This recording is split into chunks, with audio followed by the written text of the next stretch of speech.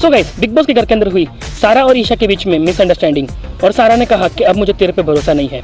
तो चलिए जानते हैं ऐसा क्या हुआ घर के अंदर। सो गाइस, संडे के दिन अविनाश को जेल से बाहर निकाला गया था क्योंकि जेल के अंदर मेंटेनेंस का काम शुरू था। फिर थोड़ी देर के बाद बिग बॉस की टीम जेल के अंदर एक फ्रिज को इंस्टॉल कर देती है। अविनाश फ्रिज को देखकर काफी खुश हो जाता है और फिर थोड़ी देर के बाद ईशा से कहता है कि जो भी खाना मैंने फ्रिज के अंदर रखवाया है वो सब मुझे वापस कर दे। तो फिर ईशा फ्रिज के अंदर से पूरा चिकन अविनाश को लाके दे डालती है। वहाँ पर सारा जाती है और फ्रिज में चेक करती है कि वहाँ पर चिकन नहीं है। तो सारा जाकर फिर ईशा से कहती है कि क्या तूने अविनाश को चिकन दिया है?